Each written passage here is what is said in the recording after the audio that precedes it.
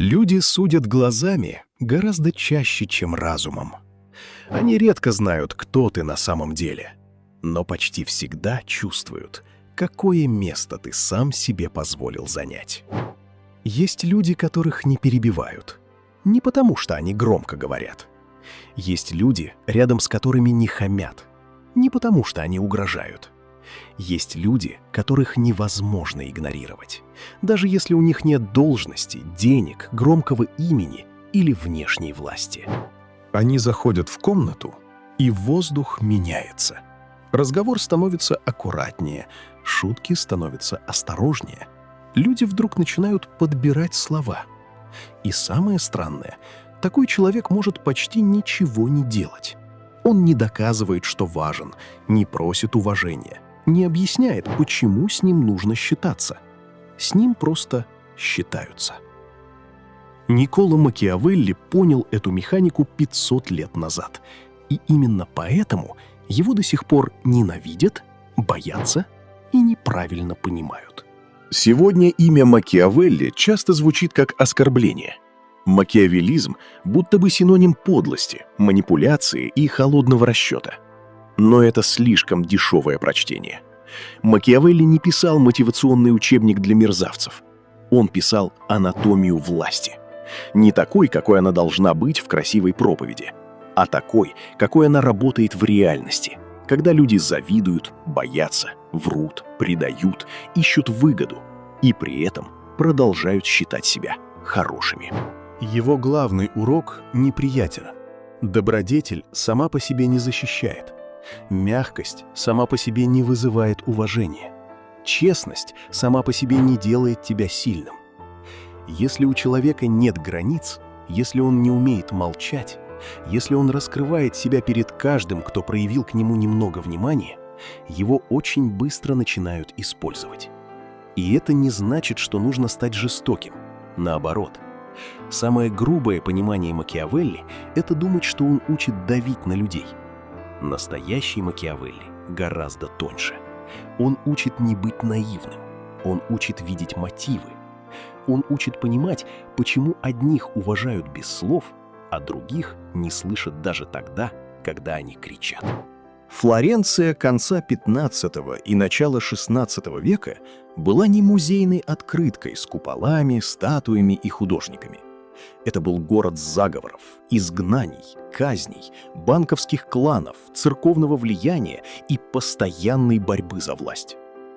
Макиавелли служил Флорентийской республике, был дипломатом, видел правителей, наемников, пап, герцогов и людей, которые улыбались за столом, а на следующий день меняли сторону. Потом власть Медичи вернулась. Макиавелли потерял должность, был обвинен в заговоре, заключен в тюрьму и подвергнут пыткам. Человек, который позже напишет одно из самых известных руководств по власти, в этот момент сам не имел никакой власти. И это важно. Он писал не как победитель, который хвастается силой. Он писал как наблюдатель, которого реальность ударила по лицу. В «Государе» он говорит почти без утешений. Люди не всегда благодарны. Люди меняются, когда меняется выгода. Люди любят, пока им удобно любить. И если ты строишь свою жизнь только на надежде, что окружающие будут честны, справедливы и благодарны, ты не добрый человек. Ты человек, который отказался понимать мир. Макиавелли не отменяет мораль. Он просто отделяет мораль от слепоты. Одно дело — быть порядочным, другое — быть беззащитным. Одно дело быть честным, другое — выкладывать все свои слабости людям, которые еще не доказали, что способны бережно с ними обращаться. Одно дело быть мирным, другое — терпеть неуважение и называть это мудростью. Первый принцип Макиавелли звучит так: «Стань человеком, которого невозможно прочитать слишком быстро». В «Государе» есть знаменитая мысль: «Все видят то, чем ты кажешься, но немногие чувствуют то, что ты есть». Это не призыв притворяться. Это напоминание о том, как устроено человеческое восприятие. Большинство людей не добирается до глубины. Они судят по голосу, осанке, реакции, паузе, одежде, устойчивости, тому, как ты держишь удар, и тому, насколько быстро начинаешь оправдываться. Вот почему слабый человек часто выдает себя раньше, чем успевает что-то сказать. Его тело просит одобрения, его речь торопится. Он заполняет каждую паузу. Он объясняет больше, чем нужно. Он заранее смягчает свои решения, чтобы никто не обиделся. Он говорит «может быть», когда давно уже решил «нет». Он улыбается там, где должен остановить разговор. И люди это считывают. Ты можешь произносить правильные слова, но если в тебе чувствуется страх потерять расположение, эти слова не будут иметь веса. Ты можешь говорить о границах, но если после первого давления начинаешь оправдываться, граница превращается в просьбу. Ты можешь выглядеть добрым, но если доброта не защищена внутренним стержнем, ее будут воспринимать как доступность. Макиавелли называл это вопросом образа. Ни дешевого имиджа, ни маски, ни театральной позы.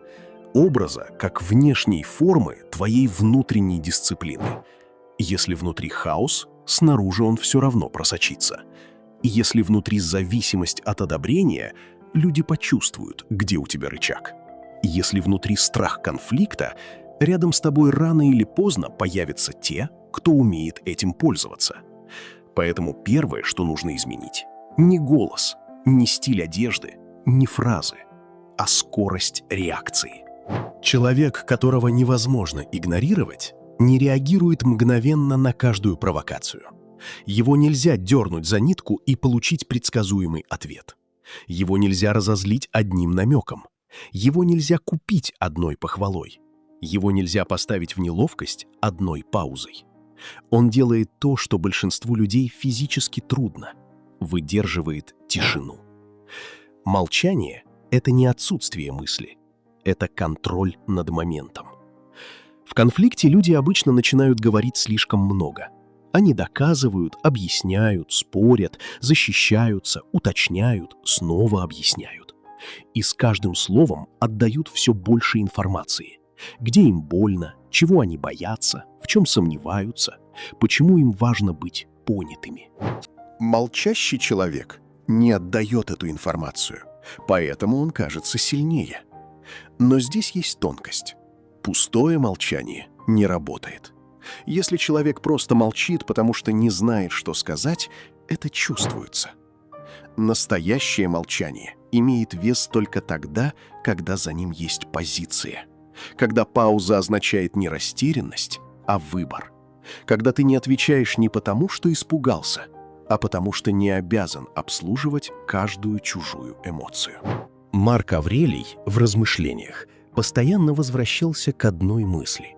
Человек теряет власть над собой не из-за событий, а из-за своих суждений о событиях. В стоическом смысле тебя разрушает не оскорбление, а то, что ты тут же отдаешь ему право управлять твоим дыханием, голосом и лицом. Макиавелли сказал бы иначе, жестче. Если тебя легко вывести из равновесия, тобой легко управлять. Вот почему тишина — первый слой власти. Не власть над другими, власть над собой, без которой любая власть над ситуацией будет фальшивой. Попробуй вспомнить людей, чье мнение в твоей жизни имело настоящий вес. Скорее всего, они не говорили больше всех. Они говорили точнее всех. Их слова стоили дороже, потому что они не разбрасывались ими. И наоборот, человек, который постоянно объясняет свою ценность, постепенно обесценивает каждую фразу. Чем больше ты доказываешь, что тебя надо уважать, тем меньше тебя уважают. Второй принцип – уважение важнее симпатии. Это самая болезненная мысль Макиавелли. В 17 главе «Государя» он задает вопрос: лучше ли правителю быть любимым или внушать страх? И отвечает: лучше быть и тем, и другим. Но если приходится выбирать, безопаснее быть тем, кого боятся, чем тем, кого любят. Эту фразу обычно вырывают из контекста, будто Макиавелли советует стать тираном. Но он сразу добавляет важнейшее ограничение: нужно избегать ненависти. Вот где начинается настоящее понимание. Макиавелли не говорит «стань чудовищем». Он говорит «не делай свою безопасность зависимой от чужой привязанности». Любовь переменчива. Сегодня человек к тебе расположен, завтра ему неудобно, послезавтра он выбирает себя. Симпатия зависит от настроения, выгоды, слабости, страха, чужих слов, обстоятельств. Уважение держится глубже.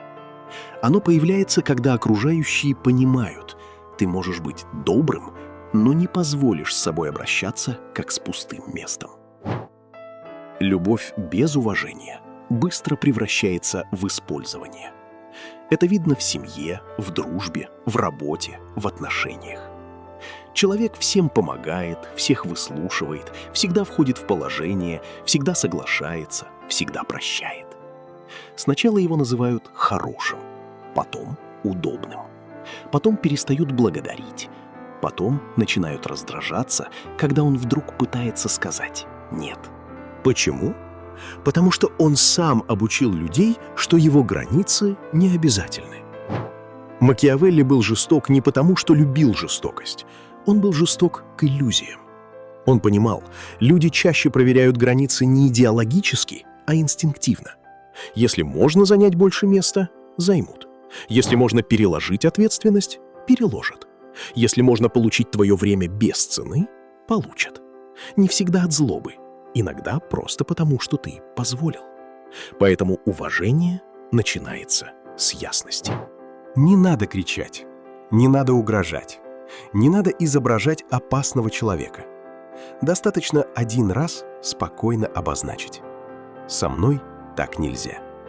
И затем сделать главное – не отступить, когда начнется проверка. Потому что границы почти всегда проверяются. Сначала шуткой, потом давлением, потом обидой, потом обвинением. Ты изменился, с тобой стало сложно. Раньше ты был нормальный. На самом деле ты не стал хуже. Ты просто перестал быть удобным. И вот здесь большинство ломается. Они пугаются холода, пугаются, что их меньше любят, пугаются, что кто-то уйдет, и возвращаются в старую роль, где внешний мир, а внутри медленное разрушение. Но мир без уважения – это не мир. Это тихая капитуляция. Третий принцип – не бей часто. Но один решительный ответ должен запоминаться. У Макиавелли есть неприятная, но точная мысль. Обиды и наказания, если они неизбежны, нужно наносить разом, а благодеяние давать постепенно. В политическом контексте это звучит сурово. Но на уровне человеческих отношений здесь есть важное зерно. Постоянные мелкие реакции разрушают авторитет, а одна спокойная и последовательная реакция создает форму. Человек, который постоянно раздражается, постоянно спорит, постоянно делает замечания, не выглядит сильным.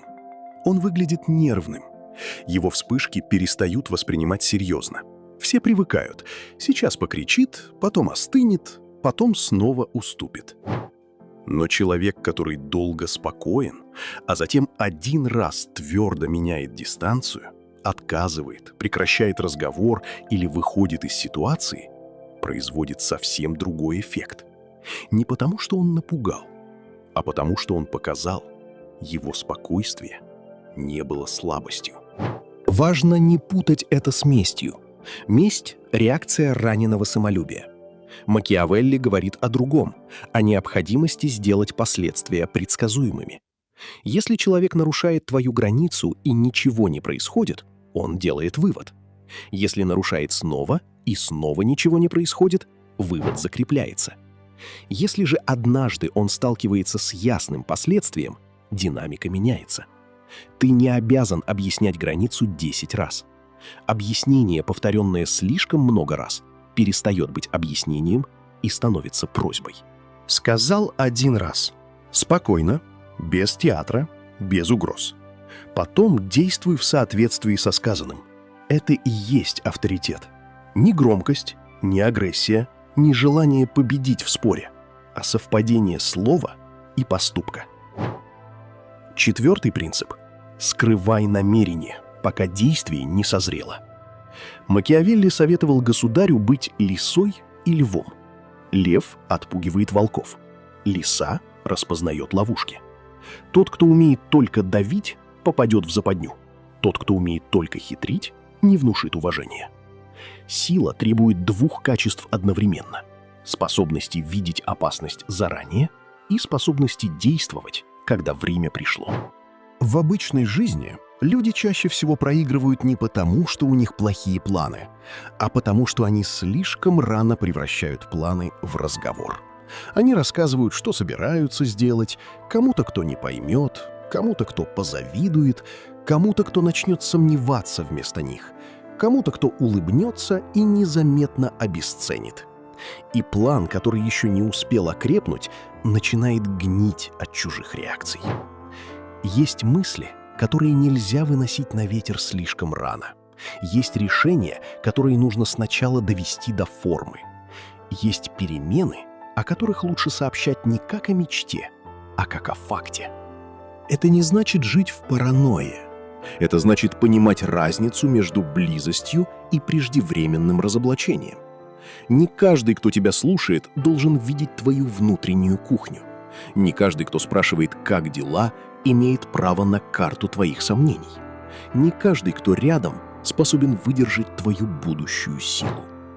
Франческо Гвиччардини, современник Макиавелли и такой же тонкий наблюдатель флорентийской политики, был еще более скептичен к универсальным правилам.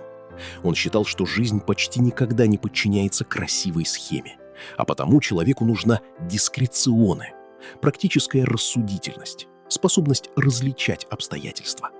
Это важная поправка к Макиавелли. Нельзя механически применять одно правило ко всем людям. С одним нужно говорить прямо, с другим – дозированно. От третьего лучше уйти без объяснений. Четвертого нужно слушать дольше, чем отвечать. Стратегия начинается не с хитрости. Стратегия начинается с развлечением. Пятый принцип. Репутацию не строят словами, ее охраняют поведением. Макиавелли понимал, что власть держится не только на реальной силе, но и на представлении о силе. Сегодня это можно назвать репутационным капиталом. Люди решают, как с тобой обращаться, не каждый раз заново. Они используют уже сложившийся образ. Если ты известен как человек, который не держит слова, каждое твое обещание будет слабым. Если ты известен как человек, который вспыхивает от критики, тебя будут провоцировать. Если ты известен как человек, который все прощает, с тобой будут рисковать больше. Если ты известен как человек, который говорит мало, но выполняет сказанное, твои короткие фразы начнут весить больше чужих речей. Репутация работает даже тогда, когда тебя нет в комнате. Именно поэтому Макиавелли так много говорит об образе правителя. Не потому что реальность не важна, а потому что для большинства людей образ и есть доступная им реальность. Они не живут внутри твоей головы, они не знают твоих намерений. Они видят последствия, видят твой тон, видят, как ты ведешь себя под давлением, видят, нарушаешь ли ты собственные слова. Один момент слабости может быть простительным, но повторяющийся рисунок становится твоим именем. Если ты 10 раз сказал «это последний раз», а потом 11-й раз снова уступил, люди уже не слышат фразу, они слышат привычку. Если ты постоянно обещаешь измениться и не меняешься, ты учишь окружающих не верить твоему будущему. Если ты публично теряешь контроль, потом тебе придется долго восстанавливать то, что разрушилось за минуту. Здесь Макиавелли пересекается со стоиками. Эпиктет говорил, что философию видно не по словам, а по тому, как человек переносит испытания. Макиавелли сказал бы, авторитет видно там же. Не когда все спокойно, а когда тебя провоцируют, торопят, унижают, соблазняют, хвалят, давят, пугают потерей. Вот там и проявляется, кто ты. Шестой принцип – не становись слишком доступным. Постоянное присутствие обесценивает. Это неприятно, но почти всегда верно. То, что всегда рядом, перестают замечать. То, что всегда отвечает, перестают ценить. То, что всегда доступно, начинают воспринимать как должное. Это не значит играть в холодность, не значит специально исчезать, чтобы вызвать тревогу. Дешевые игры быстро считываются. Речь о другом. У человека должен быть собственный центр жизни, не полностью открытый для чужих запросов. Если ты отвечаешь всем мгновенно, ты показываешь, что твое внимание не охраняется. Если ты всегда готов отменить свои планы ради чужого удобства, ты показываешь, что твоя территория вторична. Если ты постоянно присутствуешь там, где тебя не ценят, ты сам снижаешь цену своего присутствия. Уважение требует дистанции. Не надменной, не демонстративной, просто здоровой. Даже любовь требует дистанции. Там, где человек полностью растворяется в другом, уважение часто исчезает. Потому что уважение нуждается в ощущении отдельности, в понимании, что у тебя есть свой путь, свои решения, свое молчание, свои границы, своя комната, куда нельзя входить без стука. Макиавелли писал для правителей, но принцип легко переносится на обычную жизнь. Правитель, который слишком зависит от расположения других, уже не правитель. Человек, который не может выдержать чужое недовольство, уже не свободен. 7-й принцип – учись понимать людей без романтической наивности. Здесь Макиавелли особенно ценен. Он не говорит «все люди чудовища». Это было бы слишком просто. Он говорит «люди противоречивы».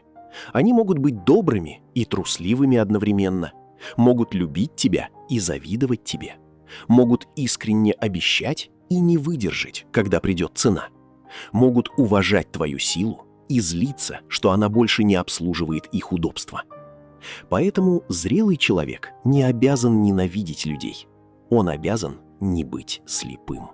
Эмпатия в таком смысле не мягкость. Это разведка, способность видеть, чего человек боится, чем он дорожит, где он врет себе, какую роль пытается сыграть. Многие считают эмпатию чем-то добрым и почти слабым, но глубокое понимание людей – один из самых серьезных инструментов влияния. Человек, который видит мотивы, не спешит реагировать на слова. Он слушает, что за словами. Один говорит о принципах, но на самом деле защищает статус. Другой говорит о справедливости, но боится потерять контроль. Третий обвиняет тебя в холодности, но злится не на холодность, а на то, что больше не может тобой пользоваться. Четвертый хвалит тебя не потому, что уважает, а потому, что хочет сделать тебя зависимым от этой похвалы. Макиавелли учит смотреть на людей без истерики. Не разоблачать всех подряд, не становиться циником, который в каждом видит врага, а спокойно признавать. Мотивы редко бывают чистыми, в том числе твои собственные. И это, кстати, один из лучших способов не превратить Макиавелли в дешевую волчью философию. Потому что волчья философия всегда говорит «они слабые, ты сильный, дави». Макиавелли гораздо опаснее и умнее. Он говорит, сначала посмотри, где слаб ты, где тебя покупают любовью, где тобой управляют через страх, где ты называешь трусость добротой, где ты называешь зависимость верностью, где ты хочешь казаться сильным вместо того, чтобы стать устойчивым. И только после этого смотри на других. 8-й принцип. Не путай страх с ненавистью. Это важнейшая грань. Макиавелли пишет, что правитель должен избегать ненависти и презрения. В этом вся тонкость. Человека могут опасаться и уважать, но не ненавидеть. Это состояние рождается, когда он справедлив, последователен и не унижает без необходимости. Его границы тверды, но не мелочны. Его «нет» неприятно, но понятно. Его решение может быть жестким, но не выглядит капризом. Ненависть рождается там, где сила становится произволом, где человек использует власть, чтобы мстить, унижать, самоутверждаться, где он требует уважения, но сам не уважает ничье достоинство, где он меняет правила по настроению, где сегодня можно одно, завтра нельзя, а послезавтра виноваты все, кроме него. Такой человек может на время запугать, но он не создает настоящего авторитета. Он создает желание дождаться его слабости. Презрение рождается с другой стороны, когда человек непостоянен, суетлив, зависим, болтлив, труслив, все время меняет позицию и не способен удержать решение. Его могут любить, его могут жалеть, его могут использовать, но в критический момент на него не будут опираться. Макиавелли предлагает средний, трудный путь. Не быть ненавистным и не быть презираемым. Не быть жестоким и не быть мягкотелым. Не быть клоуном доброты и не быть карикатурным тираном. Быть человеком, чьи действия достаточно ясны, чтобы с ним не играли. 9-й принцип. Действуй согласно времени. В 25 главе «Государя» Макиавелли пишет о фортуне. Он сравнивает ее с бурной рекой. Когда она разливается, она сносит деревья, дома, землю, и все бегут перед ней. Но в спокойное время люди могут строить дамбы и каналы. Тогда, когда вода поднимется, разрушение будет меньше. Это одна из самых сильных мыслей Макиавелли. Не все зависит от тебя, но часть зависит. И зрелость в том, чтобы в спокойное время готовиться к буре. Большинство людей делает наоборот. Пока все спокойно, они живут так, будто ничего не изменится. Терпят неуважение, копят раздражение, откладывают разговоры, не укрепляют навыки, не выстраивают репутацию, не учатся говорить «нет». А когда приходит кризис, они пытаются срочно стать сильными. Но в кризисе уже поздно строить характер с нуля. Характер строится до того, как он понадобится. Если ты хочешь быть человеком, которого невозможно игнорировать, нельзя ждать момента, когда тебя начнут уважать, и только потом становиться достойным уважения. Это работает наоборот. Сначала ты меняешь рисунок поведения, потом люди сопротивляются, потом проверяют, потом привыкают, и только потом новый образ становится фактом. Не за один день, не одной фразой, не после просмотра одного видео, а через повторение. Один раз выдержал паузу. Один раз не оправдался. Один раз сказал «нет» без длинной лекции. Один раз ушел из разговора, где тебя унижали. Один раз не рассказал план слишком рано. Один раз выполнил обещание, которое было неудобно выполнять. Один раз не продал себя за похвалу. Потом снова и снова. Так появляется вес. 10-й принцип. Человек, которого невозможно игнорировать, не изображает силу. Это финальная и, возможно, самая важная часть, потому что Макиавелли легко понять неправильно. Можно начать играть в загадочность, специально молчать, говорить короткими фразами, делать холодный взгляд, исчезать, держать дистанцию. Но если внутри все это построено на страхе, люди почувствуют фальшь. Настоящая сила не нуждается в постоянном доказательстве. Она не делает из себя спектакль. Она не кричит «посмотрите, какой я опасный». Человек, который слишком хочет казаться опасным, часто выдает свою неуверенность. Ему все время нужен зритель. Он не живет силой, он ее демонстрирует. Макиавеллиевский человек другого типа. Он не обязательно приятный, но он ясен. Не обязательно мягкий, но справедлив. Не обязательно открытый, но не пустой. Он умеет быть лисой, когда вокруг ловушки, львом, когда приходят волки, и водой, когда сила момента требует терпения. Восточные традиции сказали бы «он не цепляется». Стоики сказали бы «он владеет собой». Макиавелли сказал бы «он опирается на то, что находится в его власти, а не на то, что зависит от чужой милости». Вот где начинается настоящая свобода. Не в том, что тебя все любят. не в том, что тебя никто не критикует, не в том, что ты всегда побеждаешь, а в том, что тобой все труднее управлять через страх, лесть, вину и жажду одобрения. Когда тебя хвалят, ты не пьянеешь. Когда тебя критикуют, ты не рассыпаешься. Когда тебя провоцируют, ты не становишься марионеткой. Когда от тебя требуют объяснений, ты различаешь, где нужно объяснить, а где тебя просто втягивают в оправдание. Когда кто-то угрожает уйти, ты не предаешь себя ради того, чтобы его удержать. И вот тогда появляется то самое качество, которое невозможно сыграть. Присутствие. Присутствие — это когда человек занимает место без агрессии, когда его молчание не пустое, когда его доброта не просит разрешения, когда его границы не нуждаются в крике, когда его решения не выглядят случайными, когда рядом с ним хочется быть точнее, честнее, аккуратнее.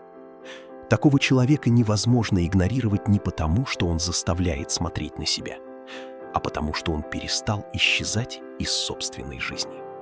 Макиавелли писал для государей. Но в каком-то смысле каждый человек управляет маленьким государством. Своим временем, своим вниманием, своим именем, своими обещаниями, своей территорией, своими реакциями, своими границами. И если в этом государстве нет правителя, туда очень быстро приходят чужие интересы. Кто-то начинает распоряжаться твоим временем, кто-то твоим настроением, кто-то твоей самооценкой, кто-то твоим чувством вины. Кто-то решает, когда тебе говорить, когда молчать, когда соглашаться, когда извиняться. И однажды ты понимаешь, что живешь вроде бы свою жизнь, но постоянно действуешь как человек, который просит разрешения существовать. Макиавелли неприятен именно потому, что возвращает ответственность. Он не дает спрятаться за фразу «люди должны быть добрее». Может быть, должны, но не будут всегда. Он не позволяет утешаться мыслью «если я честен, со мной поступят честно». Может быть, поступят, а может быть, нет. Он не разрешает путать мягкость с добродетелью, если эта мягкость давно стала страхом. Его вопрос звучит жестко. Что ты контролируешь? Ты не контролируешь, будут ли тебя любить, но контролируешь, насколько сильно предашь себя ради любви. Ты не контролируешь, будут ли тебя уважать сразу, но контролируешь, будешь ли вести себя так, чтобы уважение стало единственным разумным ответом. Ты не контролируешь чужую честность, но контролируешь, сколько власти даешь человеку, который еще не доказал надежность. Ты не контролируешь фортуну, но можешь строить дамбы до того, как река выйдет из берегов. И, возможно, именно здесь Макиавелли становится не учителем жестокости, а учителем трезвости. Не будь наивным, не будь жестоким, не будь удобным, не будь театрально сильным. Не рассказывай каждому все. Не путай любовь с уважением. Не считай конфликт концом отношений. Не превращай свою доброту в бесплатный ресурс. Не строй образ, который не сможешь подтвердить поступками. Стань человеком, у которого слово совпадает с действием. Человеком, который умеет молчать. Человеком, который не боится временного одиночества. Человеком, рядом с которым другие понимают. Здесь есть граница. Здесь есть центр. Здесь есть сила, которую нельзя купить дешевой похвалой. И нельзя сломать дешевой провокацией. И тогда тебе не придется требовать уважения. Оно начнет появляться само. Не сразу, не у всех, не без сопротивления, но появится. Потому что люди могут спорить со словами, могут высмеять обещания, могут не поверить декларациям. Но устойчивое присутствие, повторенное день за днем, они не могут игнорировать бесконечно. В конце остается один вопрос. Не к Макиавелли, к тебе. Где в своей жизни ты все еще пытаешься быть любимым ценой собственного достоинства? На работе. где боишься сказать «нет». В семье, где давно путают твою доброту с обязанностью терпеть. В отношениях, где ты молчишь не из мудрости, а из страха потерять человека. В дружбе, где тебя вспоминают только тогда, когда ты полезен. Или внутри себя, где ты все еще ждешь разрешения стать тверже. Ответ на этот вопрос может быть неприятным. Но именно с него начинается власть над собой. А человек, который возвращает власть над собой, рано или поздно становится человеком, которого невозможно игнорировать.